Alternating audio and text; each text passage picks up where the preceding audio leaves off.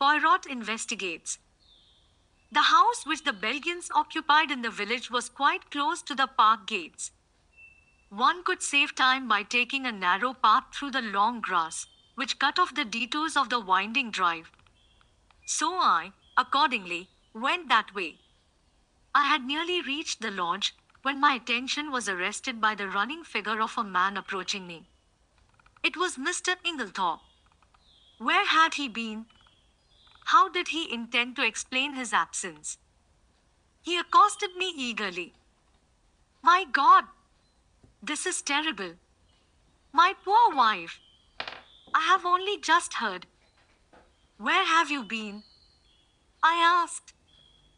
Denby kept me late last night. It was 1 o'clock before we'd finished. Then I found that I'd forgotten the latchkey after all. I didn't want to arouse the household, so Denby gave me a bed. How did you hear the news? I asked. Wilkins knocked Denby up to tell him. My poor Emily. She was so self-sacrificing, such a noble character. She overtaxed her strength.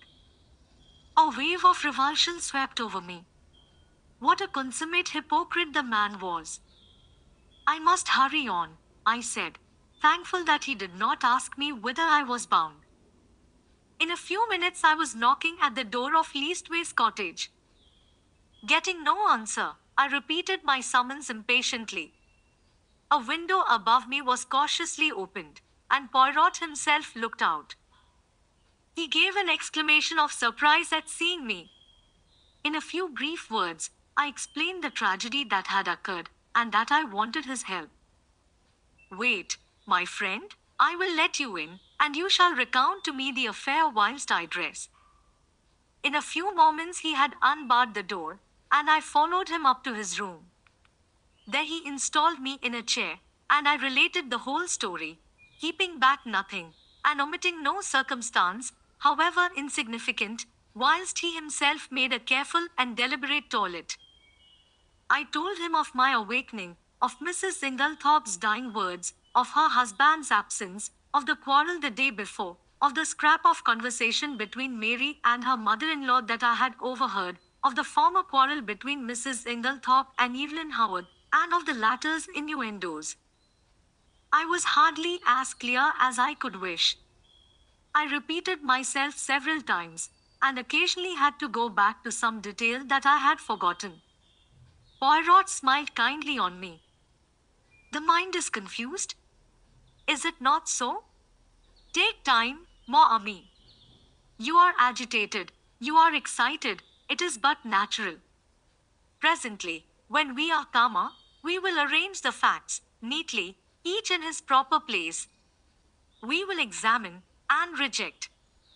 Those of importance we will put on one side, those of no importance, poof. He screwed up his cherub-like face, and puffed comically enough, blow them away. That's all very well, I objected, but how are you going to decide what is important, and what isn't? That always seems the difficulty to me. Poirot shook his head energetically. He was now arranging his moustache with exquisite care. Not so. Voyons! One fact leads to another, so we continue. Does the next fit in with that? A merveille. Good. We can proceed. This next little fact, no. Ah, that is curious. There is something missing, a link in the chain that is not there. We examine. We search. And that little curious fact, that possibly paltry little detail that will not tally, we put it here. He made an extravagant gesture with his hand. It is significant. It is tremendous. Why, yes. Ah. Poirot shook his forefinger so fiercely at me that I quailed before it. Beware.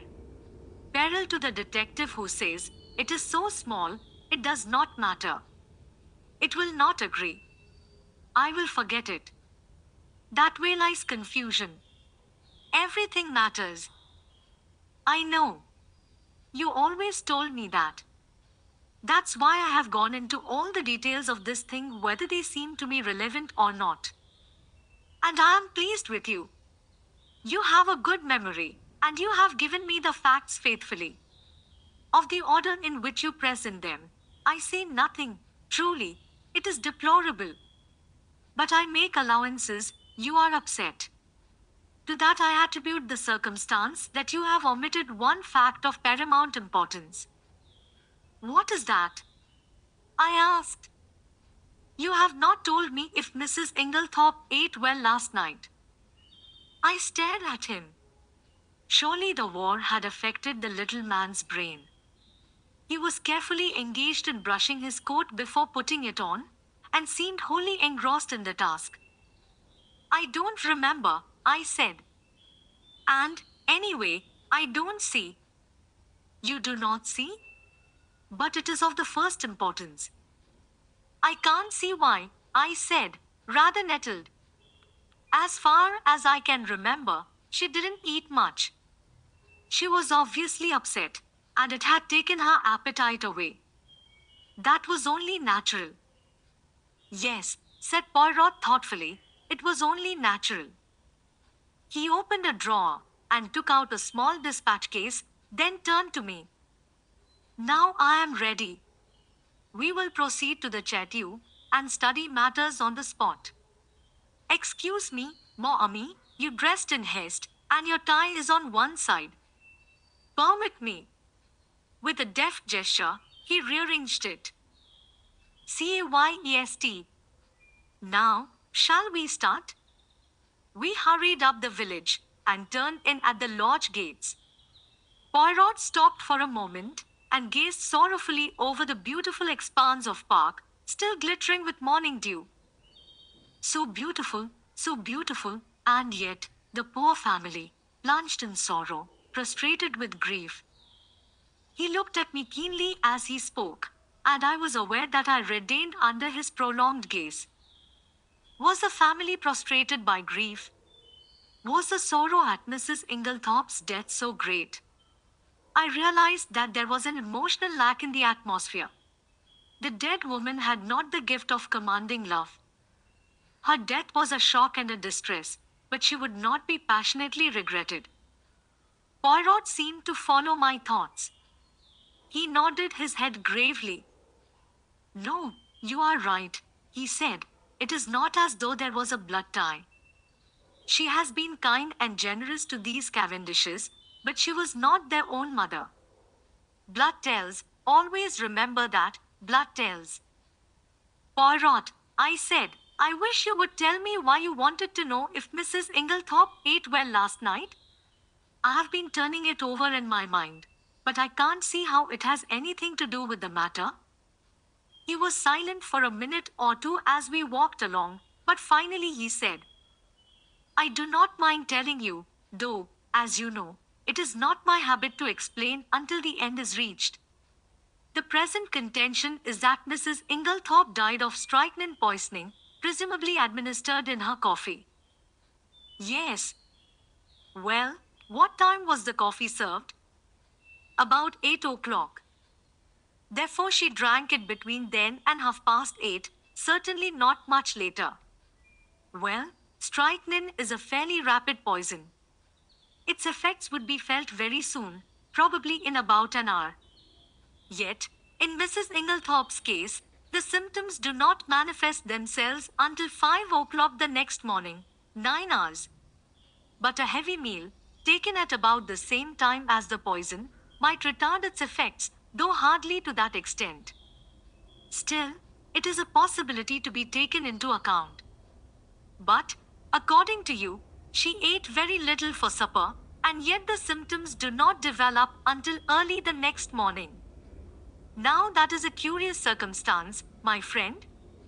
Something may arise at the autopsy to explain it. In the meantime, remember it. As we neared the house, John came out and met us. His face looked weary and haggard. This is a very dreadful business, Monsieur Poirot, he said. Hastings has explained to you that we are anxious for no publicity. I comprehend perfectly. You see, it is only suspicion so far. We have nothing to go upon. Precisely. It is a matter of precaution only. John turned to me, taking out his cigarette case and lighting a cigarette as he did so. You know that fellow Inglethorpe is back? Yes. I met him. John flung the match into an adjacent flower bed, proceeding which was too much for Poirot's feelings. He retrieved it and buried it neatly. It's jolly difficult to know how to treat him. That difficulty will not exist long, pronounced Poirot quietly. John looked puzzled, not quite understanding the portent of this cryptic saying. He handed the two keys which Dr. Bosteen had given him to me. Show Monsieur Poirot everything he wants to see. The rooms are locked, asked Poirot. Dr. Bosteen considered it advisable. Poirot nodded thoughtfully. Then he is very sure. Well, that simplifies matters for us. We went up together to the room of the tragedy. For convenience, I append a plan of the room and the principal articles of furniture in it. Poirot locked the door on the inside and proceeded to a minute inspection of the room. He darted from one object to the other with the agility of a grasshopper. I remained by the door, fearing to obliterate any clues. Poirot, however, did not seem grateful to me for my forbearance. What have you, my friend? He cried, that you remain there like, how do you say it? Ah, yes, the stuck pig. I explained that I was afraid of obliterating any footmarks. Footmarks? But what an idea! There has already been practically an army in the room. What footmarks are we likely to find? No, come here and aid me in my search. I will put down my little case until I need it. He did so, on the round table by the window, but it was an ill-advised proceeding, for, the top of it being loose, it tilted up, and precipitated the dispatch case on the floor. "Et voilà une table," cried Poirot. "Ah, my friend, one may live in a big house and yet have no comfort." After which piece of moralizing, he resumed his search. A small purple dispatch case, with a key in the lock, on the writing table, engaged his attention for some time. He took out the key from the lock, and passed it to me to inspect. I saw nothing peculiar, however. It was an ordinary key of the Yale type, with a bit of twisted wire through the handle. Next, he examined the framework of the door we had broken in, assuring himself that the bolt had really been shot. Then he went to the door opposite leading into Cynthia's room. That door was also bolted, as I had stated.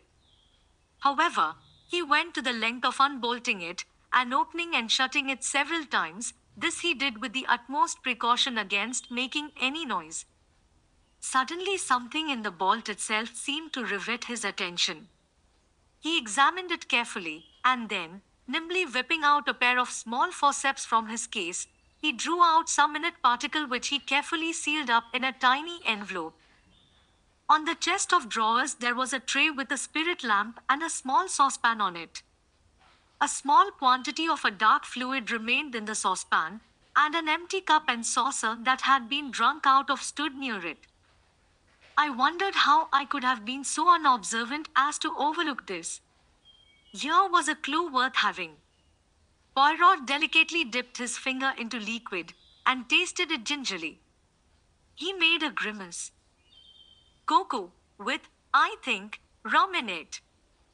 He passed on to the debris on the floor, where the table by the bed had been overturned. A reading lamp, some books, matches, a bunch of keys, and the crushed fragments of a coffee cup lay scattered about. "Ah, this is curious," said Poirot. "I must confess that I see nothing particularly curious about it." "You do not? Observe the lamp. The chimney is broken in two places, they lie there as they fell. But see, the coffee cup is absolutely smashed to powder." "Well," I said wearily, "I suppose someone must have stepped on it." Exactly, said Poirot in an odd voice. Someone stepped on it.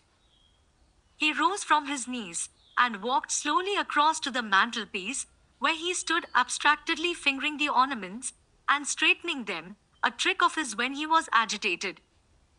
Mon ami, he said, turning to me, somebody stepped on that cup, grinding it to powder, and the reason they did so was either because it contained strychnine or, which is far more serious, because it did not contain strychnine. I made no reply. I was bewildered, but I knew that it was no good asking him to explain. In a moment or two, he roused himself and went on with his investigations. He picked up the bunch of keys from the floor and, twirling them round in his fingers, finally selected one, very bright and shining, which he tried in the lock of the purple dispatch case. It fitted, and he opened the box, but after a moment's hesitation, closed and relocked it, and slipped the bunch of keys, as well as the key that had originally stood in the lock, into his own pocket. I have no authority to go through these papers, but it should be done at once. He then made a very careful examination of the drawers of the washstand. Crossing the room to the left-hand window, a round stain, hardly visible on the dark brown carpet, seemed to interest him particularly. He went down on his knees, examining it minutely, even going so far as to smell it. Finally, he poured a few drops of the cocoa into a test tube, sealing it up carefully. His next proceeding was to take out a little notebook. "We have found in this room," he said, writing busily, 6 points of interest. "Shall I enumerate them, or will you?"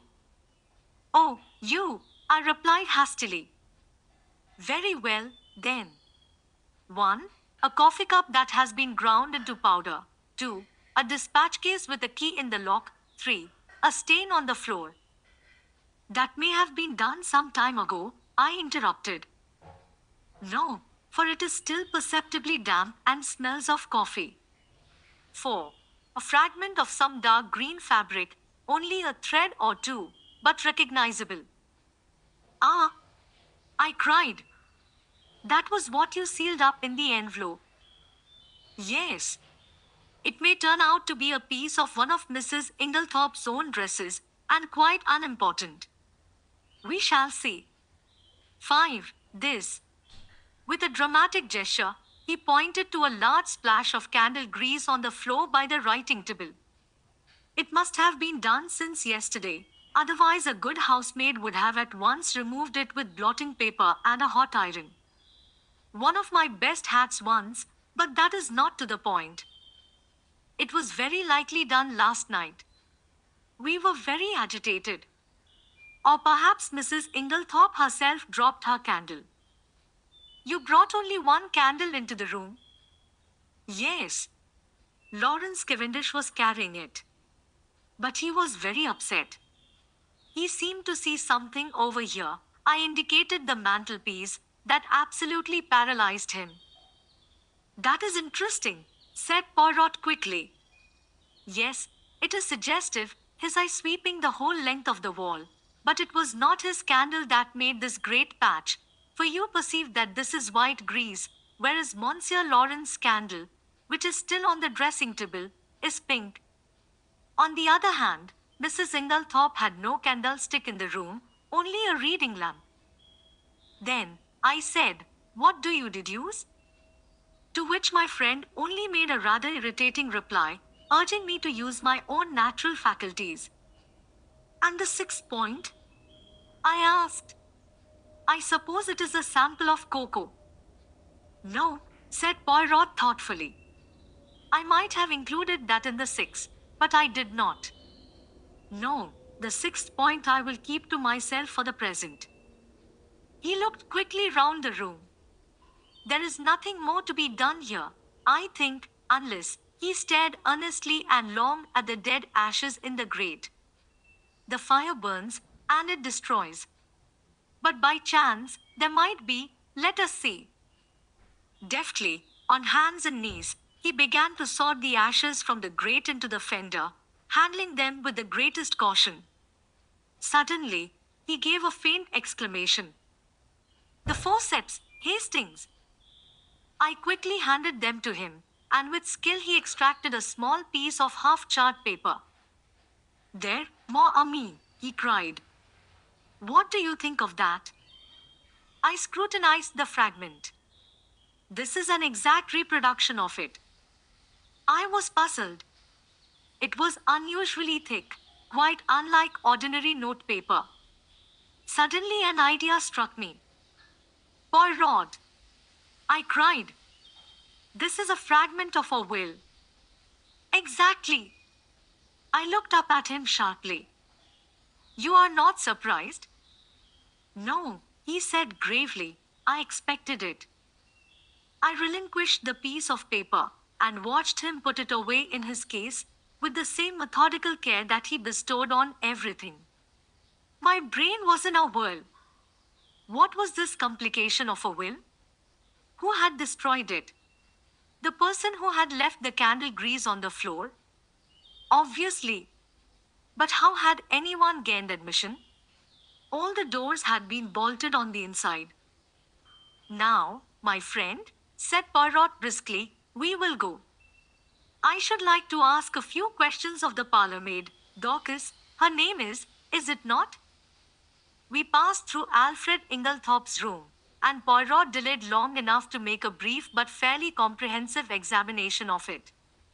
We went out through that door, locking both it and that of Mrs. Inglethorpe's room as before.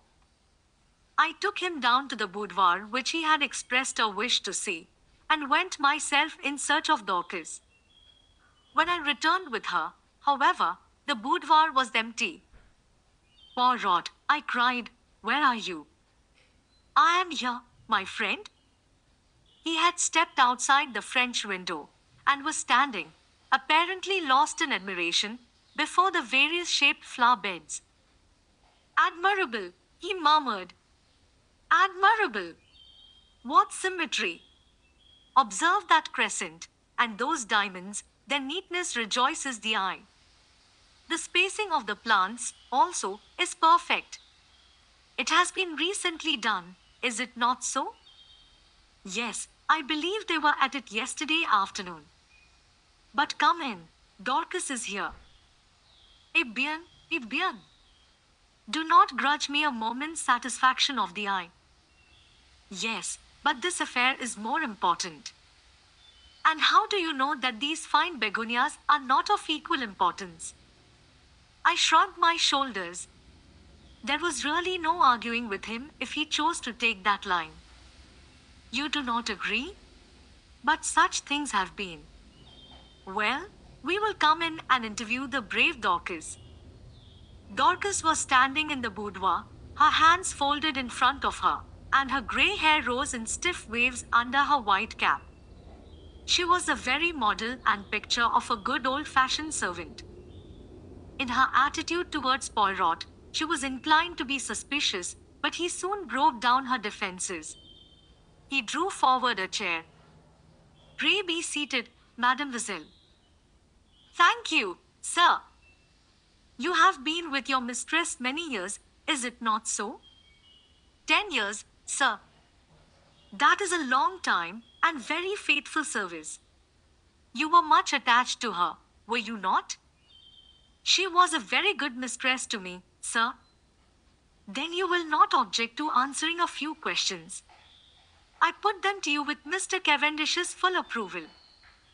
Oh, certainly, sir. Then I will begin by asking you about the events of yesterday afternoon. Your mistress had a quarrel. Yes, sir. But I don't know that I ought. Dorcas hesitated. Poirot looked at her keenly. My good Dorcas, it is necessary that I should know every detail of that quarrel as fully as possible. Do not think that you are betraying your mistress's secrets.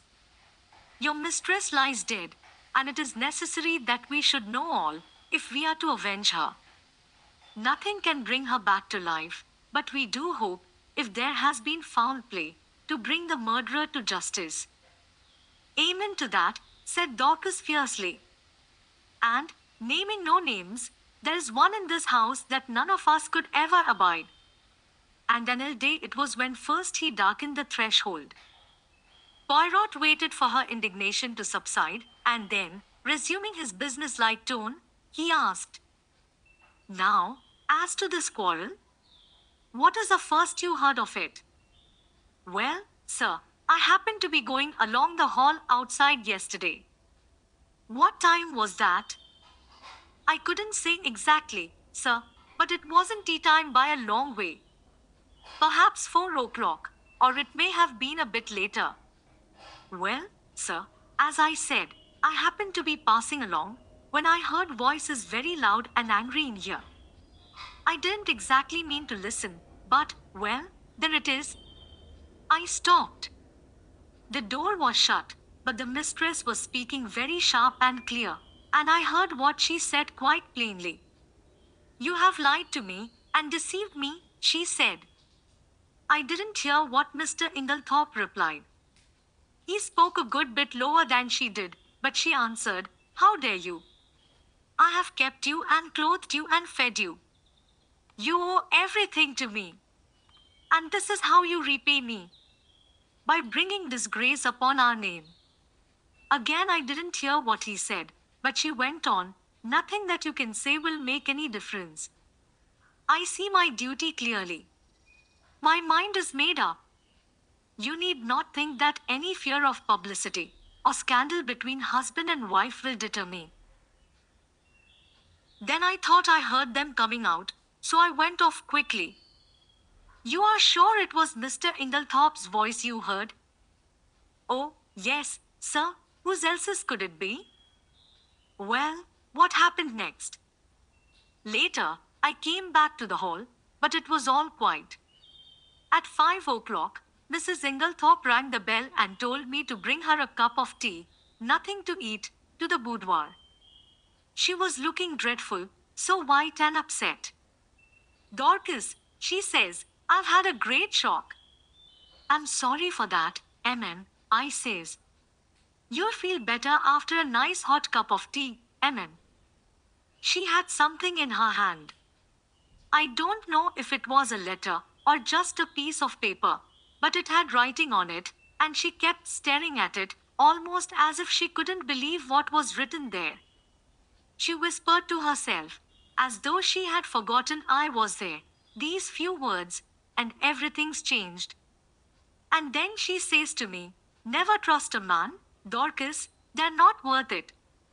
I hurried off and got her a good strong cup of tea, and she thanked me and said she'd feel better when she'd drunk it. 'I don't know what to do,' she says. Scandal between husband and wife is a dreadful thing, Dorcas. I'd rather hush it up if I could." Mrs. Cavendish came in just then, so she didn't say any more. She still had the letter, or whatever it was, in her hand? "Yes, sir." "What would she be likely to do with it afterwards?" "Well, I don't know, sir. I expect she would lock it up in that purple case of hers." "Is that where she usually kept important papers?" "Yes, sir. She brought it down with her every morning and took it up every night." "When did she lose the key of it?" "She missed it yesterday at lunchtime, sir, and told me to look carefully for it. She was very much put out about it." "But she had a duplicate key?" "Oh, yes, sir." Dorcas was looking very curiously at him, and, to tell the truth, so was I. What was all this about a lost key? Poirot smiled. "Never mind, Dorcas, it is my business to know things. Is this the key that was lost?" He drew from his pocket the key that he had found in the lock of the dispatch case upstairs. Dorcas' eyes looked as though they would pop out of her head. "That's it, sir, right enough. But where did you find it?" "I looked everywhere for it." "Ah, but you see it was not in the same place yesterday as it was today. Now, to pass to another subject, had your mistress a dark green dress in her wardrobe?" Dorcas was rather startled by the unexpected question. No, sir. Are you quite sure? Oh, yes, sir. Has anyone else in the house got a green dress? Dorcas reflected. Miss Cynthia has a green evening dress. Light or dark green? A light green, sir, a sort of chiffon, they call it. Ah, that is not what I want. And nobody else has anything green? No, sir, not that I know of. Poirot's face did not betray a trace of whether he was disappointed or otherwise. He merely remarked, Good, we will leave that and pass on. Have you any reason to believe that your mistress was likely to take a sleeping powder last night? Not last night, sir. I know she didn't. Why do you know so positively? Because the box was empty. She took the last one 2 days ago, and she didn't have any more made up. You are quite sure of that? Positive, sir. Then that is cleared up. By the way, your mistress didn't ask you to sign any paper yesterday? To sign a paper? No, sir. When Mr. Hastings and Mr. Lawrence came in yesterday evening, they found your mistress busy writing letters. I suppose you can give me no idea to whom these letters were addressed? I'm afraid I couldn't, sir. I was out in the evening. Perhaps Annie could tell you, though she's a careless girl. Never cleared the coffee cups away last night. That's what happens when I'm not here to look after things. Poirot lifted his hand. Since they have been left, Dorcas, leave them a little longer, I pray you. I should like to examine them. Very well, sir. What time did you go out last evening? About 6 o'clock, sir. Thank you, Dorcas. That is all I have to ask you. He rose and strolled to the window. I have been admiring these flower beds. How many gardeners are employed here, by the way? Only 3 now, sir. 5 we had, before the war, when it was kept as a gentleman's place should be. I wish you could have seen it then, sir. A fair sight it was. But now there's only old Manning, and young William, and a new-fashioned woman gardener in breeches and such like. Ah, these are dreadful times. The good times will come again, Dorcas. At least, we hope so. Now, will you send Annie to me here? Yes, sir. Thank you, sir. How did you know that Mrs. Inglethorpe took sleeping powders? I asked, in lively curiosity, as Dorcas left the room. And about the lost key and the duplicate? One thing at a time. As to the sleeping powders, I knew by this. He suddenly produced a small cardboard box, such as chemists use for powders. Where did you find it? In the washstand drawer in Mrs. Inglethorpe's bedroom. It was number 6 of my catalogue. But I suppose, as the last powder was taken 2 days ago, it is not of much importance? Probably not, but do you notice anything that strikes you as peculiar about this box? I examined it closely. No, I can't say that I do. Look at the label. I read the label carefully. 1 powder to be taken at bedtime, if required. Mrs. Inglethorpe. No, I see nothing unusual. Not the fact that there is no chemist's name. Ah, I exclaimed. To be sure, that is odd. Have you ever known a chemist to send out a box like that, without his printed name? No, I can't say that I have. I was becoming quite excited, but Poirot damped my ardor by remarking. Yet the explanation is quite simple.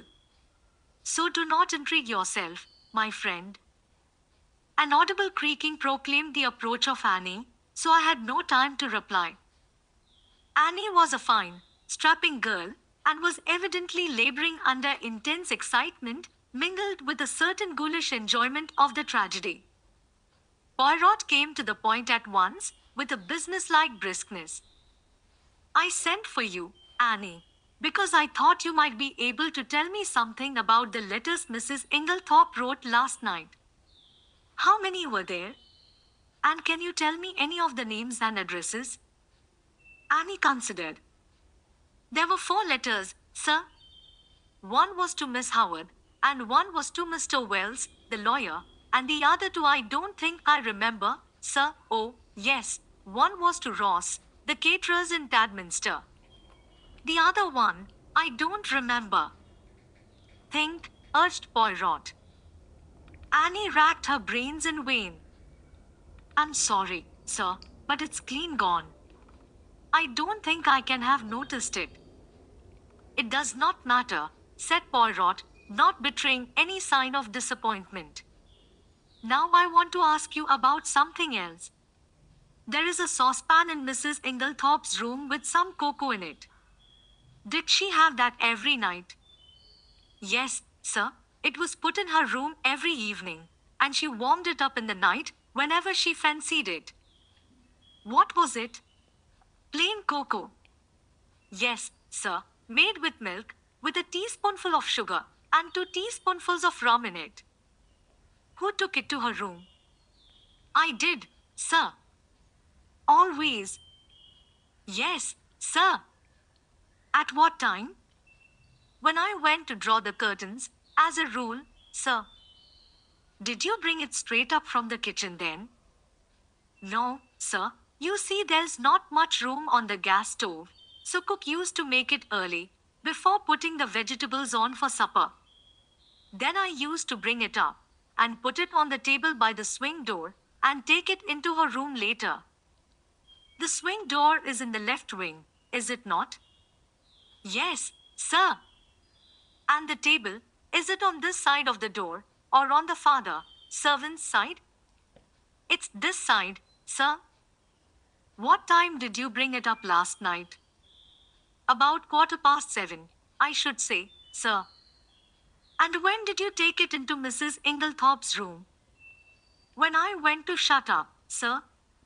About 8 o'clock. Mrs. Inglethorpe came up to bed before I'd finished. Then, between 7:15 and 8 o'clock, the cocoa was standing on the table in the left wing? Yes, sir. Annie had been growing redder and redder in the face, and now she blurted out unexpectedly. And if there was salt in it, sir, it wasn't me. I never took the salt near it. What makes you think there was salt in it? Asked Poirot. Seeing it on the tray, sir. You saw some salt on the tray? Yes. Coarse kitchen salt, it looked. I never noticed it when I took the tray up, but when I came to take it into the mistress's room I saw it at once, and I suppose I ought to have taken it down again, and asked cook to make some fresh. But I was in a hurry, because Dorcas was out, and I thought maybe the cocoa itself was all right, and the salt had only gone on the tray. So I dusted it off with my apron, and took it in.